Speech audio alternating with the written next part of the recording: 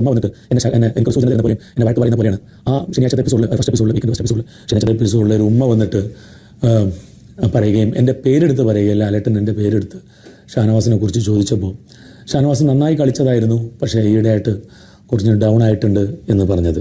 അത് എനിക്ക് എൻ്റെ മരിച്ചുപോയ എൻ്റെ ഉമ്മാൻ്റെ സ്ഥാനമാണ് എനിക്ക് ആ ഉമ്മയെ കണ്ടപ്പോൾ തോന്നിയത്. ആ ഉമ്മ എനിക്ക് തരുന്ന, എൻ്റെ മുന്നിൽ വന്ന് എനിക്ക് തരുന്ന ഒരു സൂചനയായിട്ടും ഒരു താക്കീതായിട്ടും ഒരു ഇതായിട്ടുമാണ്, ശകാരമായിട്ടാണ് എനിക്ക് തോന്നിയത്. അതുപോലെ തന്നെ ലാലേട്ടൻ വന്നിട്ട് എന്നെ വഴക്ക് പറയും, ഒരുപാട് ഇത് ചെയ്തപ്പോൾ എൻ്റെ വേണ്ടപ്പെട്ട ആരൊക്കെയോ എന്നെ, കാരണം ചെറുപ്പം മുതൽ ഒപ്പമതിന് ശേഷം എൻ്റെ ജീവിതം മാർക്കറ്റുകളിലും മോട്ടോർ സ്റ്റാൻഡുകളും അവിടെ ഇവിടെയും വണ്ടി കച്ചവടം കൂലിപ്പണിക്കാരുടെ ഇടയിലൊക്കെ ആയതുകൊണ്ട് ഒരുപാട് പല ദൂഷ്യങ്ങളും എൻ്റെ ജീവിതത്തിൽ വന്ന് ചേർന്നിട്ടുണ്ടാവും. പക്ഷേ ലാലേട്ടൻ പല പ്രാവശ്യം പല പ്രശ്നങ്ങളും എനിക്ക് ചൂണ്ടിക്കാണിച്ചു തന്നപ്പോൾ, അത് വീട്ടിൽ വിളിക്കുന്നതാണെങ്കിലോ അല്ലെങ്കിൽ അച്ഛനെ വിളിക്കുന്നതാണെങ്കിലോ അങ്ങനെ ഒരുപാട് പ്രശ്നങ്ങൾ ചൂണ്ടിക്കാണിച്ചു തന്നപ്പോൾ എൻ്റെ തെറ്റ് തിരുത്താൻ എൻ്റെ മുന്നിൽ ഒരാൾ വന്നതുപോലെയാണ് എനിക്ക് തോന്നിയത്. എൻ്റെ വേണ്ടപ്പെട്ട ആൾ വന്നിട്ട് എന്നെ തെറ്റ് തിരുത്തുന്നു എന്നുള്ളതാണ് എനിക്ക്. ഞാൻ അതിനുശേഷം ഞാൻ ആ വാക്കുകൾ യൂസ് ചെയ്തിട്ടില്ല.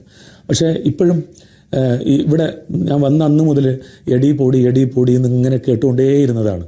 അപ്പോൾ എനിക്കതിലൊരു ഒഫൻസ് ഉണ്ട് എന്ന് എനിക്ക് ആരും അത് വേണ്ട പാടില്ല എന്ന് പറഞ്ഞതായിട്ട് കേട്ടില്ല. അപ്പോൾ ഞാനും കൂടെ സഞ്ചരിച്ചു, അതിൻ്റെ ഭാഗമായിട്ട് വന്നു പോയതാണ്. അല്ല സ്ത്രീകളോട് ഒരു വിരോധവും സ്ത്രീകളോട് മോശമായിട്ട് പെരുമാറുന്ന ഒരാളെ അല്ല. ഈ 15 വർഷത്തെ എൻ്റെ ഇൻഡസ്ട്രിയിൽ എൻ്റെ ജീവിതത്തിനിടയിൽ ഞാൻ ഇന്ന് വരെ ഒരു സ്ത്രീകളോടും വളരെ മോശമായിട്ട് ഞാൻ പെരുമാറിയിട്ടില്ല, എൻ്റെ ജീവിതത്തിലും പെരുമാറിയിട്ടില്ല.